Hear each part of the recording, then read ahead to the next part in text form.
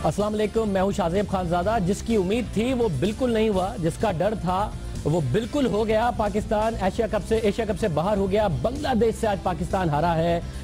Top 3 batsman एक दफा फिर 20 रन से कम पर आउट हुए और समी ने जो किया उसको कैसे डिस्क्राइब किया जाए। पहले आमिर की गेंद पर एक आसान चौका छोड़ दिया और उसके बाद 2 नो बॉल्स और सारा का सारा स्कोर बन गया। हमारे साथ सिकंदर बख्श साहब मौजूद हैं, मोहम्मद यूसुफ साहब भी हमारे साथ मौजूद हैं। सिकू भाई, क्या हुआ ये, क्या कहेंगे? मैं तो देखें, आपको पहले कहूँ, हमारी सिलेक्शन, हमारे खिलाड़ियों का मेयार आज इतना घटिया था। I am sorry to use that word कि मुझे वो घटिया वाला वर्ड इस्तेमाल करना पड़ रहा है जो कि असूलन नहीं करना चाहिए था। हमारे सीनियर खिलाड़ियों को मैं सबसे ज्यादा ब्लेम करूंगा। मैं पूछूंगा हफीज को, हालांकि वो गलत आउट हुए मगर उनको मैं पूछूंगा उमर अकमल को, मैं पूछूंगा शाहिद अफरीदी को। आखिर ये लोग किस मर्ज की दवा हैं? शाहिद अफरीदी तो अभी भी क्रिकेट खेलना चाहते हैं, उन्हें थोड़ा सा ख्याल कर लेना चाहिए। वो कितना दिल तोड़ेंगे लोगों का, कितने अवाम का उम्मीदों पर पानी फेरेंगे। मगर मैच मोहम्मद यूसुफ, मैच बन गया था एक लम्हे पर और जो 18th ओवर कराया मोहम्मद आमिर ने, उसके बाद तो लग रहा था जान आ गई। हालांकि उसमें 2 चौके लग गए और समी ने मिस फील्डिंग कर दी।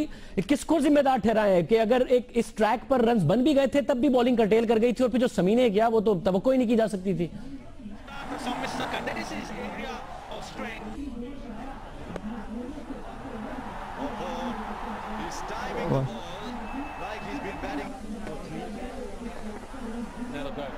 की है, सेंसिबल बैटिंग की है, ठीक है। 2 नो बॉल्स भी मिली हैं और उसने बॉलिंग ओवर अच्छा नहीं किया, लेकिन ये कि ये मैच यहाँ तक आना नहीं चाहिए था कि बांग्लादेश जैसी टीम के खिलाफ खेल रहे हैं। कोई इतनी हाई क्लास बॉलिंग नहीं थी, कोई फायरी बॉलिंग नहीं थी, ना कोई टर्न हो रहा था, कुछ भी नहीं हो रहा था। उस पे हमने ऐसी बुरी बैटिंग की है। 11 बॉलों पे 2 रन मोहम्मद हफीज ने किए हैं।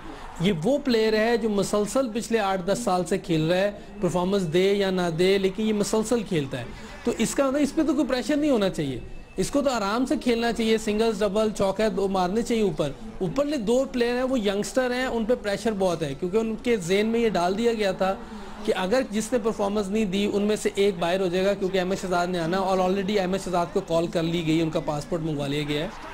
तो ज़्यादातर जो मैं ब्लेम करूँगा हफीज़ को, अफरीदी को, उमर अकमल को।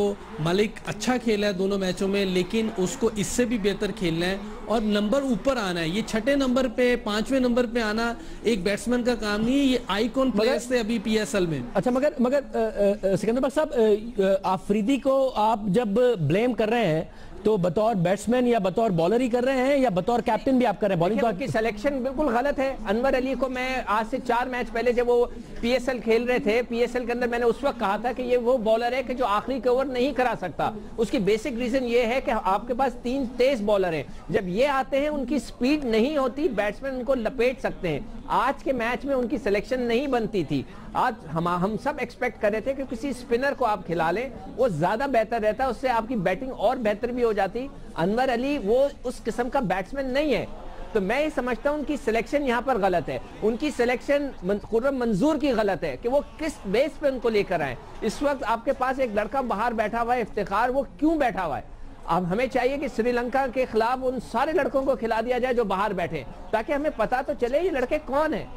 मोहम्मद यूसुफ साहब, ये जो बैटिंग का मसला है, आज फिर टॉप ऑर्डर में जगह दी गई, ओपनर भेजा गया, फिर वो फ्लॉप हो गए। आप तो मुसलसल कह रहे हैं कि उनकी टेक्निक इतनी कमजोर है कि वो जगह बना ही नहीं सकते और वो बहुत कमजोर टेक्निक के साथ खेलते हैं। उसके बावजूद आज टॉप पर भेजना, 1 ओवर पूरा मेडन खेला, उसके बाद अगले ओवर में आउट हो गए। खुर्रम मंजूर बिल्कुल कलर में क्या बिल्कुल नजर नहीं आ रहा था कि विकेट पर उनकी टांगें टिक रही हैं सही तरीके से।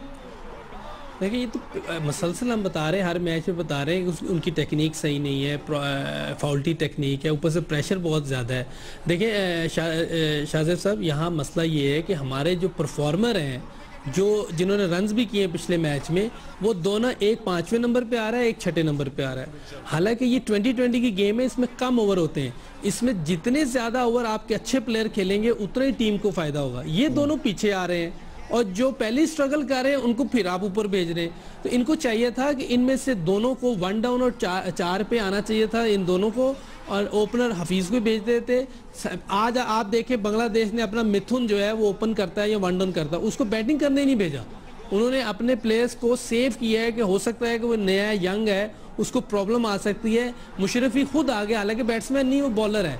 تو یہ چیزیں نظر آتی ہیں ایک ٹیم کے اندر، جو ٹیم جیتنا چاہتی ہے، جو اپنے ملک کے لیے کھیل رہی ہوتی ہے، جو سروائیول کے لیے کھیل رہے ہوتے ہیں، وہ بچ رہے ہوتے ہیں، وہ پیچھے سے پیچھے جا رہے ہوتے ہیں. تو ضرورت یہ ہے جو اپنے اچھے پلیئر ہیں ان کو اوپر بھیجیں. عمر اکمل اگر ملک یہ دونوں کھیلتے ہیں تو ان کا 3 اور 4 نمبر ہونا چاہیے. حفیظ کو اوپن ہونا چاہیے احمد شہزاد کے ساتھ. نمبر 5 پہ افریدی کو آنا چاہیے. اس طرح آپ کا بیٹنگ آرڈر ہونا چاہیے. آج سرفراز نے بڑی زبردست اننگ کے لیے، انڈر پریشر تھا وہ، اس کو آپ نے مشکل ٹائم پہ بھیجا ہے لیکن اس نے پرفارم کیا ہے. لیکن میں ابھی بھی کہوں گا اگر اس کو اوپر کھلانا ہے تو پھر یہی نمبر دے، بار بار چینج نہ کریں. آپ کیونکہ پیس کی بات کر رہے ہیں اور یہ بڑا کہا جا رہا تھا کہ ذرا بیٹنگ لائن اپ لمبی ہو جائے گی، اس لیے انور علی کو شامل کر لیا. اتنا تھوڑا بہت تو وہاب ریاض بھی شاٹ مار لیتے ہیں، اور جیسا آپ نے کہا کہ اتنے فاسٹ اٹیک کو کھیل کر انور علی بڑا سلو بالر لگتا ہے. تو وہاب ریاض حالانکہ پہلے میچ میں کوئی اچھا نہیں پرفارم کر سکے تھے، آپ کے خیال میں ان کی جگہ بن رہی تھی کیونکہ 90 مائلز پر آور سے بالنگ کر رہے ہوتے اور ایک آدھ چھکا اس طریقے سے تو انور علی کی طرح وہ بھی مار لیتے.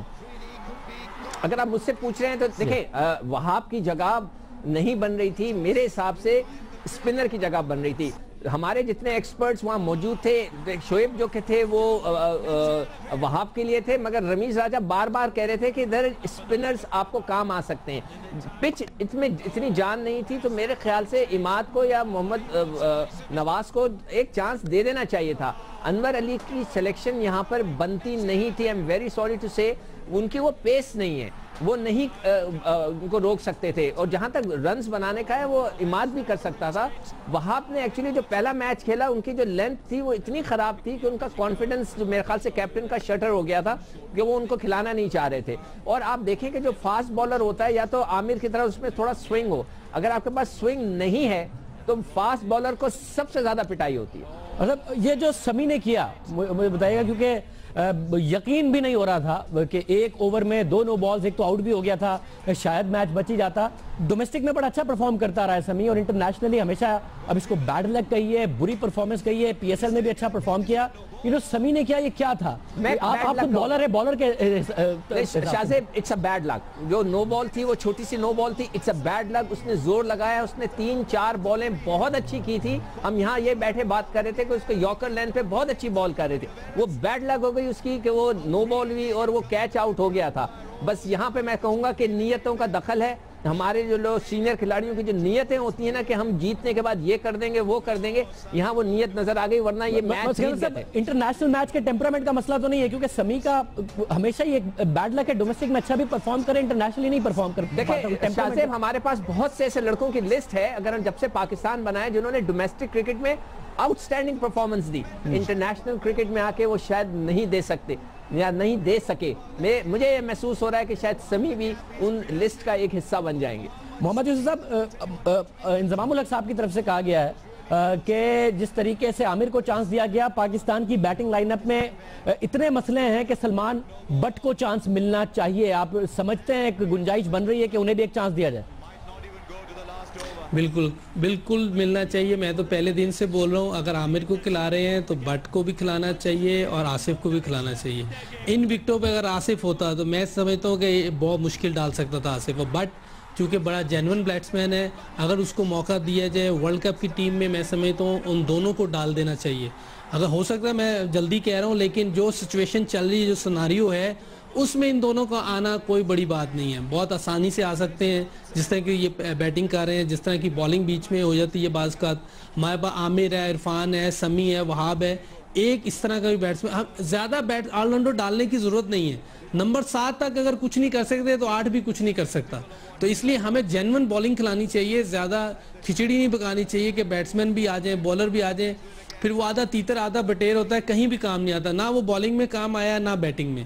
تو ہمیں جینون 4 فاسٹ بالر کھلانے چاہیے. ایک افریدی ہے، افریدی بھی 4 اوور اپنے لگاتار ہی کر جاتے ہیں، ایک آدھا اوور روکتے بھی نہیں ہیں. 1 اوور روک لینا چاہیے. سب سے ایکسپیرینس پلیئر ہے، آخر میں کام آ سکتا تھا، لیکن وہ 4 اوور آتے ہیں، 4 لگاتار کر جاتے ہیں. جب بھی آپ دیکھیں وہ کبھی بھی اپنا 1 اوور بھی نہیں روکتے. 1 اوور روک لینا چاہیے انہیں، کیونکہ وہ ایکسپیرینس پلیئر ہے. تو ہمیں بٹ کی اور آصف کی بہت سخت ضرورت ہے. دونوں کو بلانا چاہیے اور اس میں کوئی شرم نہیں کرنی چاہیے، کیونکہ عامر بھی کھیل رہا ہے. سب کی سزا ہو گئی ہے، سب نے سزا کاٹ لی ہے، معافی بھی مانگی ہے. یوسف اگر آپ بٹ کو بھی کھلانا چاہتے ہیں, محمد آصف کو بھی کھلانا چاہتے ہیں, تو میرے خیال سے پھر سلیم ملک کو بلا کے ہمیں انہیں کوچ بنا دینا چاہیے تاکہ پورا سینیریو ایک جیسا ہو جائے. نہیں سکندر صاحب بھائی اپنا عامر اتنی اچھی پرفارمنس دے رہا ہے تو ٹیم کی بھی دے رہا ہے. یہ ہے کہ ہم اس نے بھی جو ملک کو بیچتے ہیں ہم ان کو بلانے کی کوشش کر رہے ہیں. میرا مقصد ہے کہ سزا ہو گئی ہے, معافی مانگ لی ہے, آپ بھی معاف کر دیں. میرے خیال سے سلیم ملک کو کیا قصور ہے, اس کو بھی بلائیں, اس کو کوچ بنا دیں, اس کو بیٹنگ ان کو بھی بلا لیں. میں اگر ان کی معافی ہو گئی ہے, ان کی سزا ختم ہو گئی ہے, تو ان کو بھی کوئی نہ کوئی جاب دے دیں, کوئی ایسی بات نہیں. دیکھیں یہ جو جن کو سزائیں نہیں ہوئی وہ کیا کر رہے ہیں. سکندر بخش صاحب اصول پھر تو سب پر ہی اپلائی ہوگا نا, یہ نہیں ہو سکتا کہ ایک پر اپلائی ہو اور دوسرے پر نہ ہو. اگر ملک بیچا تو سب نے بیچا, نہیں بیچا تو پھر عامر کو اگر لے لیا ہے تو پھر دوسروں کے ساتھ. میں تو آج بھی کہتا ہوں کہ جس نے ملک بیچا اس کو دوبارہ ملک کا جھنڈا نہیں دینا چاہیے. میں تو یہ ابھی بھی کہہ رہا ہوں, عامر کے آنے سے ہماری بولنگ اچھی تو لگ رہی ہے مگر ہم میچ نہیں جیت رہے. وتھ ڈیو ریسپیکٹ ہماری بولنگ بہت اچھی لگ رہی ہے, ہماری سکندر بخش صاحب اگر عامر نہ ہوتا تو زیادہ بری طرح ہارتے, کم از کم بری طرح ہار رہے. اب عامر کو اکیلے نے سارا کا سارا میچ جتانا ہے. شاہ میں پھر ریپیٹ کر رہا ہوں, ہماری بولنگ بہت اچھی لگ رہی ہے, واہ واہ ہو رہی ہے, فوفا ہو رہی ہے, مگر ہم میچ نہیں جیت رہے. اب عامر کے آنے سے کیا پاکستان کی بیٹنگ نے بھی 200 رنز بنانا شروع کر دینے تھے, یہ ہونا تھا عامر کے آتے ہی. نہیں ان کے آنے کی نہیں. دیکھیں میں اپنے اصول پہ قائم ہوں, وہ قائم رہوں گا. اس لیے میں کہہ رہا ہوں کہ اب ہمیں چاہیے کہ پھر سلیم ملک کو ہم, آپ ایمانداری سے پوچھیں یوسف سے کتنا اچھا بیٹسمین تھا, وہ کتنا بڑا بیٹسمین تھا, تو اس کو کیوں نہ بیٹنگ کنسلٹنٹ لگا دیں. جی یوسف صاحب. جی بالکل, اگر ان کی سزا ختم ہو گئی ہے تو ضرور لگا دیں. سزا ختم ہو گئی ہے, اس پہ بیچارے پہ خامخواہ کی پابندی لگانا دینا چاہیے. بہت جنرل پلیئر تھے, وہ بہترین بیٹسمین تھے. مجھے ذرا آفریدی کی کپتانی کا جو ریکارڈ ہے وہ زیادہ ہارنے کی طرف ہو گیا. T20 میچز میں 19 میں شکست ہوئی ہے, 17 جیتے ہیں آج کے میچ کے بعد. اور بڑی تنقید ہوئی تھی جب انڈیا سے ہارے, مگر کہا جا رہا تھا کہ جی ٹیم ریکور کرے گی. آفریدی کی کپتانی کو کیسے ایویلویٹ کر رہے ہیں ان 3 میچز کو دیکھتے ہوئے؟ ویسے تو 19 میچز ہیں جن میں ان کو شکست ہوئی. میرے سے پوچھ رہے ہیں آپ؟ جی یوسف. دیکھیں کپتانی میرا شروع سے ایک وہ رہا ہے, سٹانس رہا ہے کہ کپتانی تھوڑی بہت ہوتی ہے کہ کوئی ایک آدھا ڈیسیژن ہوتا ہے, ورنہ جب تک ٹیم اچھا نہیں کرے گی کپتان نہ کچھ بھی نہیں کر سکتا. ٹیم برا کرے گی اس میں بھی کپتان کا قصور نہیں ہے, ٹیم کے جیتنے بھی کپتان کا نہیں, جب تک کہ اس کی اپنی پرفارمنس جو ہے فرنٹ پہ آ کے لیڈ نہ کرے. جیسے کہ اگر آج وہ بیٹسمین, انہوں نے پہلے میچ میں کہا تھا کہ میں بیٹسمین ہوں, 7 بیٹسمین انہوں نے گنائے تھے, 4 بولر جس میں بیٹسمین وہ خود تھے. وہ 2 بولیں کھیلے آ کے, دونوں میں وہ آؤٹ ہوئے. تو ان کو آ کے بیٹنگ میں ذمہ داری لینی چاہیے تھی, آ کے اچھی جگہ پہ شاٹ کھیلنے کی کوشش کرتے تاکہ رنز بنتے. بالنگ میں انہوں نے 4 اوور کیے, اچھے کیے, لیکن 1 اوور روکنا چاہیے تھا. کیپٹن تھے, ان کو چاہیے تھا کہ آخر میں کوئی ضرورت پڑتی تو میں آتا. آخر میں ہمیں مشکل ہوئی ہے, اگر وہ سمی نہیں کھاتا پورا سکور تو پھر ہمیں مشکل ہونی, کس کو کروائیں. تو اس لیے آفریدی کو روکنا چاہیے تھا. ہار جیت گیم کا حصہ ہے, اس میں میں نہیں سمجھتا کپتانی کا اتنا عمل دخل ہوتا ہے. تھوڑا بہت ضرور ہوتا ہے, لیکن اس کی اپنی پرفارمنس جو ہے وہ ضروری ہے. مگر یوسف صاحب, سکندر بخش صاحب میں آپ سے ذرا یہ پوچھوں, اگر 20 ہو گئے آج جو میچز ہارے ہیں شاید آفریدی صاحب آج کی ہار کے بعد, کیا کپتانی جب آپ کو ایک لو ٹوٹل ڈیفینڈ کرنا ہو, آپ کو اپنے بالرز کے درمیان پک اینڈ چوز کرنا ہو, فیلڈ پلیسمنٹ کا مسئلہ ہو, کیا اٹیکنگ کرنی ہے, ایکسٹرا سلپ لینی ہے نہیں لینی, اس میں کپتانی کا بڑا کردار ہوتا ہے. انڈیا کے خلاف رنز کم چیز کرنے تھے, رنز روکنا کم مسئلہ تھا, وکٹ لینا زیادہ, اور فیلڈنگ کا ہو رہا تھا کہ ایکسٹرا سلپ لینی چاہیے تھی. آفریدی کی کپتانی کے بارے میں کیا کہیں گے؟ خود بڑے اگریسو ہیں بائی پرسنالٹی, مگر کیا اتنی ہی اگریسو کپتان بھی ہیں فیلڈ کے اندر؟ میں نہیں سمجھتا کہ وہ اگریسو جو ہیں وہ صرف فیلڈ میں نظر آتے ہیں. اگر وہ اتنے اگریسو ہوتے کبھی ٹیسٹ کی کپتانی چھوڑ کے نہیں بھاگتے. انہوں نے ایک ٹیسٹ میں چھوڑ کے خاموشی سے ریٹائر ہو گئے تھے, جو کہ بہت ہی بری حرکت تھی ان کی جب انگلینڈ میں وہ کپتانی کر رہے تھے.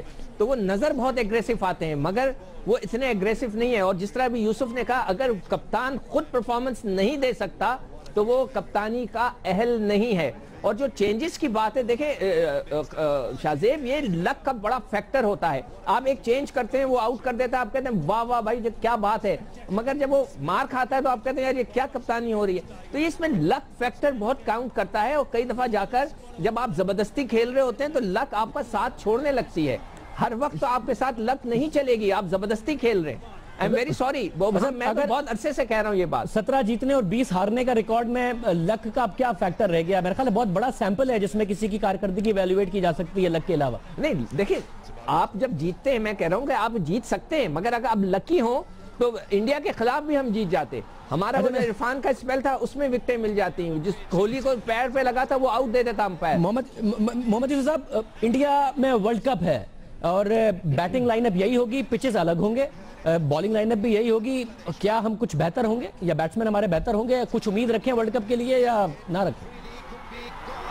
دیکھیں یہ تو نہیں کہہ سکتے کہ امید نہ رکھیں, لیکن کیونکہ اب پلیئر یہی جانے ہیں, کیونکہ ہمارے کرکٹ بورڈ میں یا سلیکٹرز میں یا کوچنگ سٹاف میں یا کیپٹن میں وہ چینجنگ کرنے کی صلاحیت میرا نہیں خیال ہوگی. کہ وہ کافی عرصے سے ہم بول رہے ہیں کہ یہ کرکٹ جو ہے یہ ٹیکنیکل کرکٹ بھی کھیل سکتے ہیں, جیسے اس دن کوہلی نے بھی بولا ہے کہ یہ ٹیسٹ میچ کی دوسری چیز ہے, تو اس کو طریقے سے کھیلنا ہے. ہمارے پلیئر طریقے سے نہیں کھیلتے. میں نے اس دن بھی آپ کے شو میں بتایا تھا کہ ملک نے اور جو عمر اکمل نے شراکت بنائی تھی 113 کی, اس میں 80 رنز آن سائیڈ پہ تھے.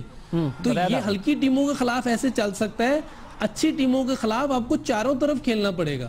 تو جب تک ہمارے اوپر کے جو پلیئر ہیں یہ چاروں طرف کھیلنے والے نہیں ہوں گے, ٹیکنیک اور ٹیلنٹ اور ابیلٹی ساری چیزیں اکٹھی نہیں ہوں گی, اس وقت تک ہم بولرز کو مشکل میں ڈالتے رہیں گے.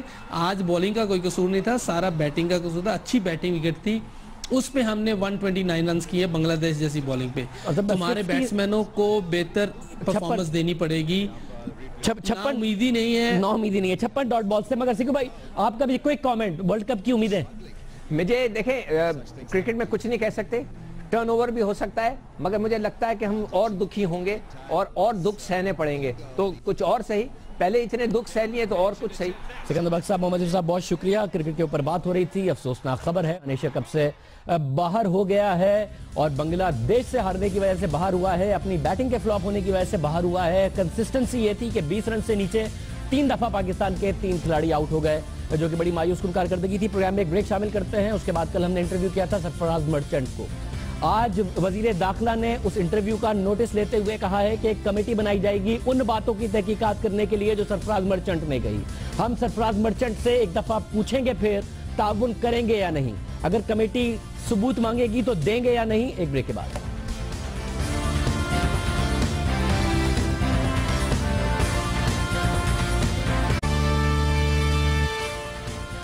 ہم نے اپنے کل کے پروگرام میں لندن میں متحدہ قومی موومنٹ کے خلاف منی لانڈرنگ کیس کے اہم کردار سرفراز مرچنٹ سے اس کیس کے حوالے سے انٹرویو کیا تھا, جس میں سرفراز مرچنٹ نے متحدہ قومی موومنٹ اور اس کی قیادت کے خلاف سنگین باتیں کی اور کہا کہ یہ ان میں سے جو اکثر باتیں ہیں وہ اسکاٹ لینڈ یارڈ نے میرے ساتھ شیئر کی تھی, چاہے وہ اسلحے کی فہرست کے حوالے سے ہو یا پھر بھارت سے فنڈنگ کے حوالے سے ہو. آج وزارت داخلہ کی جانب سے سرفراز مرچنٹ کی جانب سے دیے گئے بیانات کا نوٹس لے لیا گیا ہے.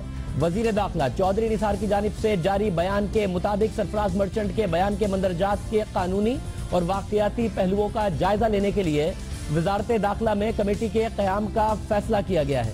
کمیٹی اس امر کا جائزہ لے گی کہ سرفراز مرچنٹ کے بیان کے مندرجات کی قانونی حیثیت کیا ہے اور کیا ان میں اتنا مواد ہے. کمیٹی بنائی گئی ہے, وہ کمیٹی جائزہ لے گی کہ ان بیانات میں کیا اتنا مواد ہے کہ معاملہ برطانوی حکومت کے ساتھ اٹھایا جائے. جو کمیٹی بنائی گئی ہے وزارت داخلہ کی طرف سے, وہ سارا جائزہ لینے کے بعد یہ فیصلہ کرے گی کہ برطانوی حکومت کے آگے یہ سارا معاملہ اٹھایا جانا ہے یا نہیں, کہ آپ کے ہاں موجود ایک ایسی سیاسی جماعت جو پاکستان میں کام کرتی ہے, رجسٹرڈ ہے, ان کے سربراہ وہاں موجود ہیں, انہوں نے بھارت سے فنڈنگ لی یا نہیں لی اور اسلحے کی فہرست کا کیا معاملہ ہے. کمیٹی اس بات کا تعین بھی کرے گی کہ جن شواہد کی نشاندہی کی گئی ہے وہ پاکستان میں جاری منی لانڈرنگ کیس کی تحقیقات میں کس حد تک معاون ثابت ہو سکتے ہیں, کیونکہ منی لانڈرنگ کیس کی تحقیقات پاکستان میں بھی ہو رہی ہیں. اہم معاملہ ہے. آپ کو منی لانڈرنگ کے اہم ملزم سرفراز مرچنٹ کی جانب سے گزشتہ روز لگائے گئے ہم الزامات بتائیں گے اور اس کے بعد سرفراز مرچنٹ سے پوچھیں گے کہ وزارت داخلہ کی کمیٹی کے ساتھ وہ کس حد تک تعاون کرنے کو تیار ہیں. اور ایسے وقت میں جب متحدہ قومی موومنٹ کا موقف ان کے بیانات پر معلوم کیا تو ان کا کہنا تھا کہ ان کا کبھی بھی متحدہ سے کوئی تعلق نہیں رہا, یہ متحدہ میں کبھی نہیں رہے. جو بیانات دیے وہ ایک شہری کے طور پر دیے ہیں, آزاد شہری کے طور پر, اور متحدہ نے ان الزامات کا جواب یہ نہ کہہ کر دیا کہ اس وقت تحقیقات جاری ہیں اور تحقیقات ہو رہی ہیں. ایک الزام جو انہوں نے لگایا سرفراز مرچنٹ سے بھی بات کرنے سے پہلے ہم آپ کو بتاتے چلیں, وہ ایم کے رہنما محمد انور کے اسکاٹ لینڈ یارڈ کو دیے گئے انٹرویو سے متعلق تھا, جس کے متعلق انہوں نے بتایا تھا کہ محمد انور نے اسکاٹ لینڈ یارڈ کو بتایا تھا کہ وہ بھارت سے فنڈ لیتے تھے. سیپریٹ انویسٹیگیشن میں انہوں نے کہا کہ ہم نے انہیں بلایا تھا اور اس میں ہم نے انہیں جب کہا کہ جی آپ اپنے جو پولیٹیکل ادھر سارے ایکسپینسز ہیں اور آپ کی جو وہ ہیں، تو انہوں نے بولا کہ انہوں نے سیٹ کہ جی ہم تو آپ کو پتہ ہے انڈین گورنمنٹ سے پیسے لے کے ان وی رن آور پارٹی. باتیں تو ہم سنتے تھے، ان کے منہ سے بھی کئی دفعہ سنی. دوسرا الزام انہوں نے اسکاٹ لینڈ یارڈ کی جانب سے شیئر کی گئی ایک دستاویز سے متعلق لگایا تھا کہ جس میں انہوں نے بتایا تھا کہ اسلحے کی ایک فہرست اسکاٹ لینڈ یارڈ نے ان سے شیئر کی تھی، جس پر ایم کیو ایم کے قائد کے لنڈن کے گھر کا پتہ درج تھا، اور اسکاٹ لینڈ یارڈ نے بتایا کہ کس دراز سے گھر میں کس دراز سے یہ ڈاکیومنٹ ملا ہے، اور یہ بھی کہا کہ اور بھی ڈاکیومنٹس تھے. کیا کہہ رہے تھے؟ اس ویپن لسٹ کے اوپر مجھ سے انہوں نے سوال کیا تھا باقاعدہ، اور مجھے انہوں نے دکھایا، مجھے کہا کہ آپ یہ ویپن لسٹ دیکھیں. تو میں نے جب وہ دیکھی اور اس کے بعد انہوں نے مجھ سے کہا کہ do you know where we have found it from. تو میں اس لسٹ کو دیکھ رہا تھا، تو انہوں نے پھر مجھے اوپر ہائی لائٹ کر کے دکھایا، تو اس پہ بالکل الطاف حسین صاحب کے گھر کا ایڈریس تھا، اور ان کے جس کبرڈ اور جس ڈرور سے وہ ملی تھی اس کا بھی ذکر تھا، اور پلس پھر اس جو پیپر تھا اس کے چاروں طرف سٹیمپ تھا پولیس ایویڈنس. سرفراز مرچنٹ صاحب نے کہا تھا کہ مزید بھی ڈاکیومنٹس کے حوالے سے کہا گیا تھا، جو انٹرویو میں آگے انہوں نے بیان کیا. سرفراز مرچنٹ صاحب ہمارے ساتھ ایک دفعہ پھر موجود ہیں. مرچنٹ صاحب بہت شکریہ ہمیں دوبارہ جوائن کرنے کے لیے. انٹیریئر منسٹری نے کمیٹی بنانے کا فیصلہ کیا ہے، آپ تعاون کریں گے؟ اگر آپ کو طلب کیا گیا، ثبوت کی بات کی گئی، آپ تعاون کریں گے؟ جاوید صاحب، پہلے تو میں نے یہ بیان دیکھا ہے، لیکن مجھ سے ابھی تک کسی نے اس معاملے پر رابطہ نہیں کیا. اور ایک چیز میں اس میں کلیئر کرتا چلوں کہ اس بیان میں شاید کہیں ذکر ہے کہ میں ایم کیو ایم سے میرا کوئی تعلق ہے، میں کا رہنما ہوں. میرا ایم کیو ایم سے کسی قسم کا کوئی تعلق نہیں.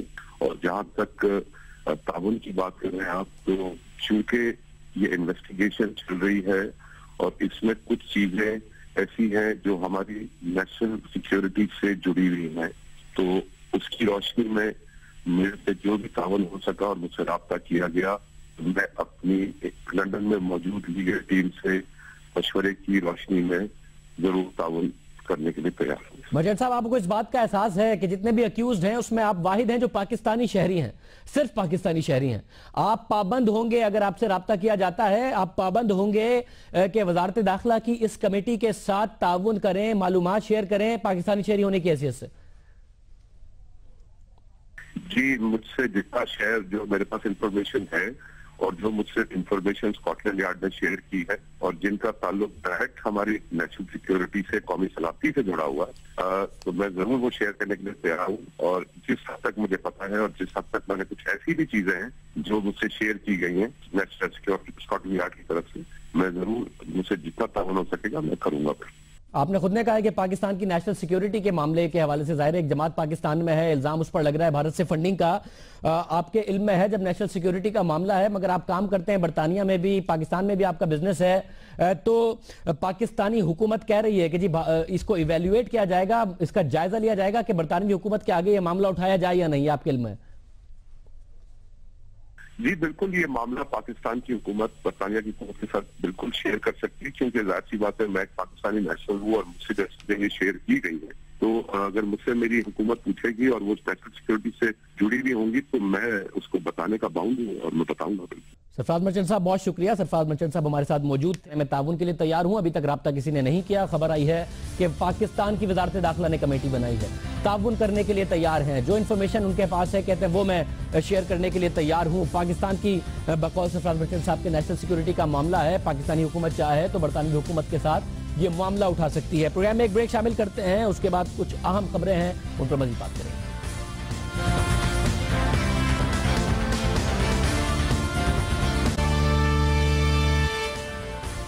پنجاب میں خواتین تحفظ بل کے نفاذ نے سیاسی منظرنامے میں ہلچل مچا دی ہے. ناقدین ہم آواز بن گئے اور اتحادی برہم ہیں. نون لیگ ہمیشہ دائیں بازو کی جماعت رہی ہے، لیکن بطور حکمراں جماعت نون لیگ کے اس فیصلے نے اس کے اتحادیوں کو مخالفین کی صف میں کھڑا کر دیا ہے. اور دلچسپ بات یہ ہے کہ نون لیگ کے ناقدین اس بل کی حمایت کر رہے ہیں. جمعیت علماء اسلام نے نہ صرف بل کی شدید مخالفت کی بلکہ حکومت گرانے کی دھمکی بھی دے دی. اور مولانا فضل الرحمان صاحب نے ہنستے ہنستے, اور مولانا صاحب بڑی صلاحیت رکھتے ہیں طنزاً ہنستے ہنستے بات کرنے کی, حکومت گرانے کی بھی دھمکی دے دی. اس کے ساتھ ساتھ آج مولانا شرانی صاحب نے میڈیا سے گفتگو کرتے ہوئے یہ بات کہی کہ ابھی انہوں نے بل تفصیل سے پڑھا نہیں, اور اسلامی نظریاتی کونسل کے چیئرمین ہیں مولانا شرانی, جب پڑھیں گے تو جواب دیں گے. سمجھے بنا اور پڑھے بنا جواب دینا مناسب نہیں, مگر اس کے باوجود جمعیت علماء اسلام کی طرف سے آج بھی سخت موقف سامنے آیا. حافظ حسین صاحب جو جمعیت علماء اسلام کے سینئر رہنما ہیں, انہوں نے بھی سخت موقف دیا, ان سے گفتگو کرتے ہیں. حافظ حسین صاحب بہت شکریہ ہمیں شو میں جوائن کرنے کے لیے. شرانی صاحب ہے وہ پہلے پڑھیں گے, اس کے بعد اس پر کامنٹ کریں گے, مگر آپ نے سخت پوزیشن لی ہے حکومت سے علیحدہ ہونے کی, حکومت گرانے تک کی بات کر ڈالی آپ لوگوں نے. دیکھیں جی, بنیادی طور پر وہ پوزیشن اس لیے لی گئی ہے کہ اگر ہم نے ایک اپنا اختلاف کیا ہے ہمیں مطمئن کیا جائے. اور شاہ زیب صاحب دوسری بات یہ ہے کہ جب ہم حکومت کا حصہ ہیں تو پھر تالی ایک ہاتھ سے نہیں بچتی ہے, اور اگر آپ تعاون کریں گے تو پھر تعاون لیں گے. اگر آپ کے سامنے کسی ترمیم ہوئی تو کہا گیا کہ جناب چونکہ معاملات ایسے تھے, ہنگامی طور پر تھے, اس لیے جے یو آئی کو اعتماد میں نہیں لیا گیا, ہم نے اس کی بھرپور مخالفت کی. اس کے بعد ایکشن پلان کے حوالے سے ہمیں اعتماد نہیں دیا گیا. آپ کے پروگرام میں آپ کو علم ہوگا کہ مغربی راہداری کے حوالے سے جو فیصلے ہوئے اس میں ہمیں اعتماد میں نہیں دیا گیا. آخر کب تک ہم جو ہے اس انداز سے یک طرفہ تعاون کے اس چکی میں پستے رہیں گے؟ جو پرانی ناراضیاں ہیں سر, وہ اسے اس بل پر تو نہ نکالیے کہ تاثر جائے کہ خواتین پر جو ظلم ہوتا ہے آپ اس کے خلاف کوئی قانون بنے تو آپ اس قانون کے خلاف ہیں. ماضی میں جے یو آئی ایف کا بڑا جمہوری رویہ رہا ہے. مولانا فضل الرحمان صاحب کہتے ہیں کہ عورت کی حکمرانی نہیں ہونی چاہیے, مگر جب ہاؤس نے محترمہ بے نظیر بھٹو کو بطور پرائم منسٹر الیکٹ کر لیا تو مولانا نہ صرف بھرپور تعاون کرتے رہے, حصہ رہے, بیرونی دوروں میں بھی جاتے رہے. مولانا فضل الرحمان صاحب کی رائے تھی کہ اسپیکر آف دا اسمبلی جو ہے وہ نہیں ہونا چاہیے کسی خاتون کو, وہ ووٹ دینے بھی نہیں آئے, محترمہ کو بھی ووٹ نہیں دیا تھا, فہمیدہ مرزا صاحبہ کو ووٹ نہیں دیا, مگر جب وہ الیکٹ ہو گئی تو جمہوری رویہ دکھایا مولانا صاحب نے, اس چیئر کو ایڈریس کر پارلیمنٹ میں آتے رہے, خطاب کرتے رہے. یہ ایک ایسا مسئلہ ہے کہ آپ کا جو جمہوری رویہ تھا اس سے آپ آگے نکل کے حکومت گرانے کی بات کر رہے ہیں. شاہ زیب صاحب, ہم یہ نہیں کہ آپ اسے یہ کیوں معنی پہنا رہے ہیں کہ ہمارا اختلاف جو ہے وہ خواتین کے حقوق کے حوالے سے ہے. ہم یہ سمجھتے ہیں, جس طرح میں نے آپ سے کہا کہ خواتین کا جو حق ہے جسے اسلام نے ایک دوسرے کا لباس قرار دیا ہے, اور جو باتیں اس گھر کے اندر موجود ہوتی ہیں اس میں بالکل دیکھیں ہمارے موقف کو سمجھا جائے, سنا جائے, اور جو قانون سازی کی گئی ہے وہ بالکل ایک چربہ ہے برطانوی قانون کا, انڈین قانون کا چربہ ہے. آپ شاہ زیب صاحب خود ایک گھر میں ہیں, آپ خود گھر والے ہیں, لیکن آپ یہ بتائیں اگر یہ صورتحال ہو اور 48 گھنٹے تک ایک کمپلیٹ کے حوالے سے ایک شوہر کو گھر سے باہر رہنے پہ مجبور کیا جائے, 48 گھنٹے کے بعد اس نے گھر آنا ہے. یہ برطانیہ نہیں ہے جہاں پر معاشی طور پر کوئی سوشل سیکورٹی کا نظام موجود نہیں ہے. یہاں پر گھر والے ایک کمائی کرتے ہیں, پورا گھر خاندان کھاتا ہے, اور یہاں پر آپ کو پھر کچھ شکوں پر اعتراض ہے نا, اگر آپ کو کچھ شکوں پر اعتراض ہے, ایاز صادق صاحب نے کہا ہے کہ اسمبلی میں آئیں بات کیجئے, اپنے جمہوری رویے سے کیوں ہٹ رہے ہیں حکومت گرانے والی بات, چاہے وہ ذرائع مذاق کی ہو, اکثر کہہ دیتے ہیں وہ طنزاً. مولانا فضل الرحمان صاحب اپنے جمہوری رویے پر قائم رہیے, اسمبلی میں, قومی اسمبلی میں جا کے آواز اٹھائیے, اپنے اتحادی کو مجبور کیجئے اگر آپ کو کچھ شکوں پر اعتراض ہے. یہ تاثر کیوں ابھرے کہ خواتین کے تحفظ کے خلاف کے لیے جو بل بنا ہے اس کے آپ خلاف ہیں؟ ہم یہی کہتے ہیں کہ جمہوری اب یہ ہے کہ اگر آپ قانون سازی کرتے ہیں, دیکھیں خیبر پختونخوا میں ہماری اکثریت تھی, لیکن جب ہم نے حسبہ بل پاس کرنے کی کوشش کی تو ہم نے سب کو اعتماد میں لیا. ہم سمجھتے ہیں کہ اپوزیشن کو بھی جمہوری روایت کا تقاضا یہ ہے کہ اپوزیشن کو بھی ساتھ لے کر قانون سازی کی جائے, لیکن اگر حلیف جماعتوں کو بھی اعتماد میں نہیں لیا جاتا, جس کی میں نے آپ کو مثالیں دی ہیں, ہم یہ نہیں کہتے, ہم کہتے ہیں کہ اگر یہ رویے اسی طرح چلیں گے, اور پھر اس پہ اصرار کرنے کی بات ہے. جہاں تک حکومت گرانی کی بات یہ ہے, رانا ثناء اللہ صاحب جو ہر پٹے میں ٹانگ اڑانے میں ماہر ہے اور وہ ایک عبرت دارہ بنے ہوئے ہیں, انہوں نے جس انداز سے کہا کہ جناب ان کی تو وہاں پر کوئی ووٹ بھی نہیں ہے. اب دیکھیں یہ تو ہمیں حکومت میں لے کر نہیں آئے رانا ثناء اللہ صاحب. اگر میاں نواز شریف صاحب آ کر کہتے ہیں باولپور میں کہ ہمیں ووٹ تو عوام دیتے ہیں, ہمیں واپس لے جانے کوئی اور قوت ہے, اس قوت کا نام کیوں نہیں لیتے؟ مگر مجھے نہیں سمجھ میں آ رہا کہ بطور اتحادی آپ کی کوئی ناراضیاں ہیں جو آپ اس بل کی وجہ سے نکال رہے ہیں, کیونکہ آج سے پہلے جو خواتین پر مظالم ہوئے, آئے دن میڈیا میں رپورٹ ہوتے ہیں خواتین کے اوپر ہونے والے ریپ کیسز, آئے دن رپورٹ ہوتا ہے کہ خواتین کے اوپر زیادتی ہوئی, کچھ روایات کا عورت کو بھیٹ چڑھا دیا جاتا ہے, اس کو پتہ نہیں کیا کیا. اندرونی سندھ میں آپ کا بڑا ووٹ بینک ہے, کس قسم کے کاروائیاں ہوتی ہیں, جنوبی پنجاب میں کس قسم کی کاروائیاں ہوتی ہیں, وہاں پر بھی آپ کے بڑے سپورٹرز موجود ہیں, اس پر تو آج تک آپ بولے نہیں. تو یہ آپ کی حکومت سے ناراضی ہے جو آپ اس بل پر نکال رہے ہیں, اور ظاہر ہے پھر آپ نظر آئیں گے کہ آپ خواتین کو تحفظ دینے کے بل کے خلاف ہیں, یہی آپ کا امپریشن جائے گا. دیکھیے یہ بات تو صحیح ہے کہ اسلامی نظام عدل کے حوالے سے کس نے ان کو روکا ہے؟ جو قوانین اس وقت موجود ہے, میں نے آپ سے کہا کہ 2006 میں خواتین کے تحفظ کے حوالے سے بل پاس ہوا تھا, یعنی قومی اسمبلی میں. ہم نے اس وقت بھی کہا تھا کہ اگر زمینی حقائق سے ہٹ کر آپ فیصلے کریں گے اور آپ اس معاشرے کے حوالے سے ایسے فیصلے کریں گے کہ اگر ایک خاتون ہے کہ اس گھر میں رہ رہی ہے, کسی کے بھی ساتھ رہ رہی ہے, آپ کو یہ حق حاصل نہیں ہے کہ آپ اس سے باز پرس کریں. اور آپ نے اس میں جو بل کو آپ دیکھیں گے اس میں آپ کہتے ہیں کہ ذہنی تشدد ہے, کوئی کسی سے پوچھ گچھ نہیں کر سکتا کہ آپ گھر میں تھے, باہر تھے, کہاں تھے. یہ ایسی چیزیں ڈالی گئی ہیں جو یقیناً ہمارے اس روایات کے خلاف ہے. صاحب دیکھیں, اب ذہنی تشدد آپ کو پتا ہے پاکستان میں کس طریقے سے ہوتا ہے, خواتین کو کس طریقے سے ٹریٹ کیا جاتا ہے, بدتمیزی کرنا, گالیاں دینا, اور جس طریقے کا جو رویہ ہے کچھ علاقوں میں, ظاہر ہر جگہ یہ نہیں ہوتا, اس کے حوالے سے بات کی گئی ہے. اور اگر آپ کو اس پر بھی اعتراض ہے تو اس کے لیے بھی اسمبلی میں آواز اٹھائیے کہ جی اس کو ڈیفائن کیجئے تشدد کیا ہے, بجائے اس کے کہ آپ اس بل کو ہی ماننے کو تیار نہیں. نفسیاتی تشدد کا کیا آپ کیا نفسیاتی تشدد کی تعبیر کریں گے؟ تو نفسیاتی تشدد یہ تھوڑی ہے کہ گھر والے بات چیت بھی نہ کریں, یہ بھی نہ پوچھیں بھائی کیا کھایا تھا, کہاں گئے تھے, کہاں سے آ رہے ہو, دیر سے کیوں آ رہے ہو. یہ نفسیاتی تشدد تھوڑی ہے.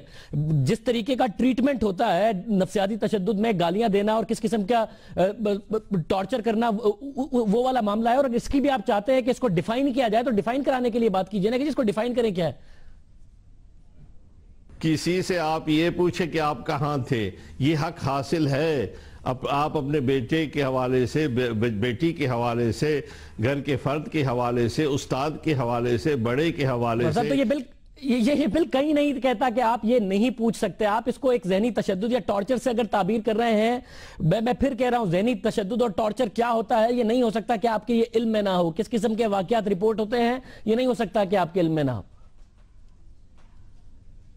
شاہ زیب صاحب, آپ کے دیگر تمام تر دفعات موجود ہیں, اس پہ عمل درآمد ہونی چاہیے. آپ اپنا پولیس کا نظام ٹھیک کیجئے. ہم یہ کہتے ہیں کہ اس طریقے سے اگر آپ اس کو کڑا پہنا دیتے ہیں, ٹریکر ہاتھ میں لگا دیتے ہیں, اور 48 گھنٹے تک وہ گھر میں نہیں جا سکتا. 48 گھنٹے کے بعد کیا ہوگا؟ 48 گھنٹے کے بعد صورتحال یہ ہوگی کہ کیا آپ بحیثیت مرد کے اگر کڑا ہاتھ میں ہوگا, 48 گھنٹے کے بعد آپ کے تاثرات نفسیاتی کیا ہوں گے اس گھر کے اندر؟ اور صاحب یہ بھی ایک شک ہے جس پر آپ کو اعتراض ہے, جمہوریت اسی کا نام ہے. اس میں بھی ترمیم کے لیے آپ کوشش کیجئے, بجائے اس کے آپ ایک پوری ترمیم کو اس طرح اپوز کر رہے ہیں کہ آپ کا امیج جا رہا ہے کہ خواتین پر تشدد کے خلاف بل کے آپ خلاف ہیں یا پھر اس کے تشدد کے حق میں. اس امپریشن کو ختم کرنے کے لیے زیادہ بہتر ہے کہ آپ 1 by 1 جو شکیں ہیں اس کے لیے کوشش کیجئے پارلیمنٹ میں جا کے. بالکل یہ بات نہیں ہے. ہم یہ کہتے ہیں کہ جو طلاق کی شرح زیادہ ہے مغرب میں, اور ہم سمجھتے ہیں کہ طلاق کی شرح کی جو زیادتی کی وجہ ہے وہ چیزیں ہیں کہ وہ خاندانی جو ایک ہماری گھریلو روایات ہے اس سے ہٹ کر جب یہ معاملات عدالت اور کچہری تک پہنچ جاتے ہیں. مولانا صاحب, ایک تو یہ بار بار مثال دی جاتی ہے اور میں نے دیکھا ہے ٹاک شوز میں بھی, پریس کانفرنس میں بھی کہ جی طلاق کی شرح زیادہ ہے, مغرب میں زیادہ ہے, پاکستان میں طلاق کی شرح بڑھ رہی ہے. سر معذرت کے ساتھ ہمارا مذہب اجازت دیتا ہے طلاق کی, ناپسندیدہ عمل ضرور ہے لیکن حرام عمل نہیں ہے. یہ سمجھ سے باہر بات ہے کہ کیونکہ طلاق کی شرح کو ہم نے کم رکھنا ہے اس لیے عورت پر ٹارچر ہوتا ہے تو ہوتا رہے, اس پر ظلم ہوتا ہے تو ہوتا رہے, اس پر کو مارا جاتا ہے تو مارا جاتا رہے, اسے تانے تسنے بھگتنے پڑتے ہیں تو بھگتتی رہے, اسے گالیاں سننی پڑتی ہیں تو وہ سنتی رہے, کیونکہ ہمیں پاکستان میں طلاق کی شرح کم رکھنی ہے. سر کسی کو اس کو زبردستی اس کے ساتھ رہے, وہ کوئی قانون بنا کے اس کو حفاظت نہ کرے اس کی, کیونکہ طلاق کی شرح بڑھ جائے گی. سر یہ کس قسم کی لاجک ہے؟ शाहज़ेब साहब कानून साजी के खिलाफ नहीं है, मज़ाक खेज कानून के खिलाफ है। हम ये कहते हैं कि कितना अरसा हुआ, तीन दिहाइयाँ गुजरी हैं मुस्लिम लीग नून की हुकूमत की। पीपल्स पार्टी, आप फरमा रहे थे मोहतरमा बेनज़ीर भुट्टो एक खातून वज़ीर आज़म थी, उसके बावजूद किसी ने कड़े की बात नहीं की, किसी ने ट्रैकर की बात नहीं की। अभी बहुत शुक्रिया। मैं फिर कह रहा हूं सर, ये तरामीम है, आप दो चीजों को बार बार रिपीट कर रहे हैं, तशद्दुद वाली बात, कड़े वाली बात। अगर आपको इस पर एतराज है, आपको लगता है सख्ती ज्यादा हो गई है, तो उसके लिए आप जरूर बहरहाल कोशिश कर सकते हैं और पार्लियामेंट के फ्लोर पर कर सकते हैं। बहुत बहुत शुक्रिया हमें शो में ज्वाइन करने के लिए। कुछ मजीद खबरों पर बात करेंगे और अहम खबर पे बात करेंगे, अमेरिका से आई है, लेकिन एक ब्रेक के बाद।